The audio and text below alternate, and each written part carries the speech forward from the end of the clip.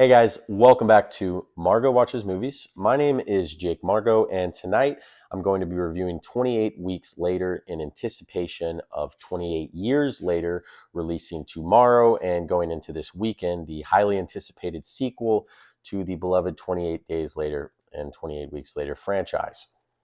So I reviewed 28 Days Later yesterday. I'll attach a link to the review in the description if you're curious and want to check it out. But tonight we're going to be talking about the 2007 sequel directed by Juan Carlos Esparrillo, starring Robert Carlyle, Jeremy Renner, Rose Byrne, Imogen Poots, pictured in the picture behind me, and Idris Elba. This is a film that is definitely following the sequel route where it aims to be bigger, it aims to be bolder. And as far as spectacle and tension goes, you don't have to trust my word for it. You can take the words of the director, Danny Boyle, of the first film, who will also be directing the third film coming out, that he believes this film succeeded better than the first film in terms of spectacle and tension. And in a lot of ways, he's absolutely correct. I think there's a few really standout scenes in this movie involving a helicopter, a night vision goggle sequence towards the end of the film, some pretty decent effects, special effects involving a firebombing.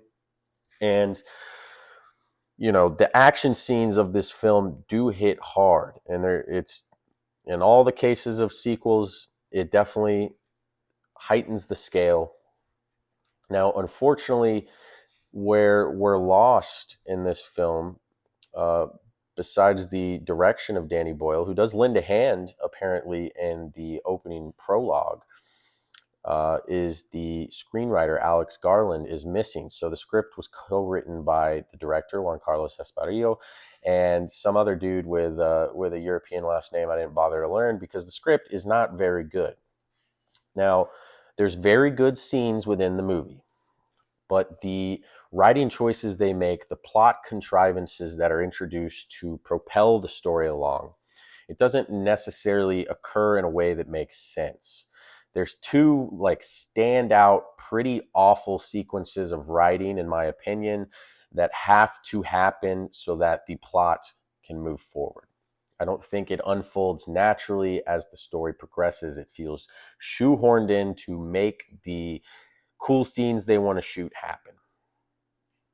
Along with the fact that the villain of this film really ends up becoming the United States military. Now, without getting too much into geopolitics, this film was released in 2007 at the height of the war in the Middle East with the United States and our imperialism and, you know, conquering Iraq, trying to democratize it. It seems like there's a lot of parallels that this director, Juan Carlos Esparrillo, tries to mine out of that by showing the U.S. Army be so ruthless once Code Red is initiated. And where I think they miss the ball there is in nuance. They write it too black and white. I don't mind showcasing the evils of American commands and the ruthlessness that would be required to contain something, but I don't just see every soldier blindly following the orders. They limit it to just one soldier, which is Jeremy Renner's character. And this was my first introduction to Jeremy Renner way back in the day when I first saw this film. And I do think he's really good in this movie. And he does have a compelling character and a compelling character arc. You also have Harold Perrineau, who plays his comrade who flies around in a helicopter. If you don't know that name, he is Michael from Lost, the guy that screams, "Where's Walt?"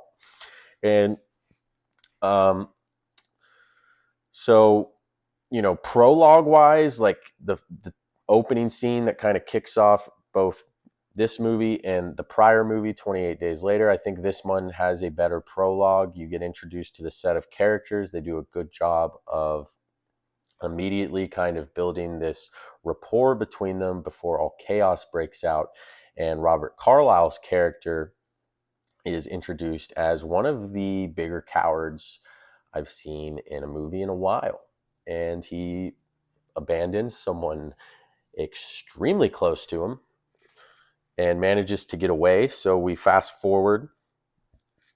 They take some cues of breadcrumbs Alex Garland left at the end of 28 days later, wondering would the infected starve out? They do. So as this movie starts building back to its plot again, we're starting at a point where the infection has been contained.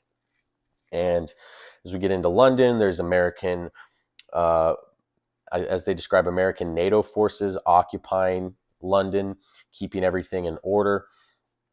The general there that is in charge of it is played by Idris Elba, and then you have Rose Byrne's character, who's like the head of medical research and surgery.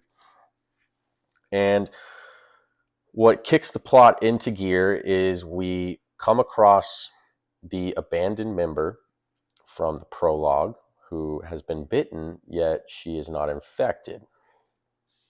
And what the movie needs to spark another outbreak is where they really lost me in a very poorly construed script. And again, if you've watched my first review, which again will be pinned in the description, I talked about how the first movie strayed less on the nihilism that typical zombie movies get themselves into, and focused on how even in such dire situations, when you have a group of people together, like-minded, good-hearted people, they can still retain their humanity through each other, where this film definitely leans into the nihilistic approach, especially with one of the main characters being a complete coward. And as he is reunited with the person that he abandons, a crazy sequence of events breaks out where he becomes infected, and this huge infection spreads that really kicks the plot of the movie into gear, and where we spend all the way till the end dealing with characters trying to escape hell on earth. And I will say the build up to the moment where the breakout happens is long in the tooth. They could have easily trimmed 10 minutes out of it.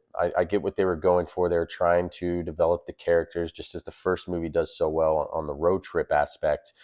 But you take too long to get to where it kicks into gear. And it's just, again, it's a reflection of the script writers, who are not at the level of Alex Garland, clearly, because I've never heard of their names after this. Maybe they stuck more to non-American films, which would make sense, because they had a real sense that the director and writer really hate America. And again, I don't mind that, especially factoring in the time period, but they went a little too overboard on the bad American vibe, in my opinion, as a biased American. And again, they shoehorn in two just excruciatingly awful plot contrivances, leaving a person who is infected but not showing symptoms completely unattended, no one guarding her, allowing the husband to come in and end up becoming infected, along with shoving a bunch of normal citizens, like a whole lot, into a parking garage, basically, and locking the doors with dollar store locks that one infected zombie is able to break through, which leads to a really cool scene of the infection spreading. But again, it just was so stupid how it happens. I mean, really stupid. Now, the brutality in this movie is top of the line. The gore is raised to 11 compared to the first film. I think this film has one of the single most brutal scenes I've ever seen committed to film when you factor in the context. It involves brutal eye gouging. And I don't know what the writer had against this wife character, but man, she has a bad run of events in this movie, to the point where she's dead, and they just randomly cut to her body as they like firebomb London, just getting evaporated. So it's like, holy cow, there's killing her, there's overkill, and then there is just the nuclear option, which they took with her for some reason.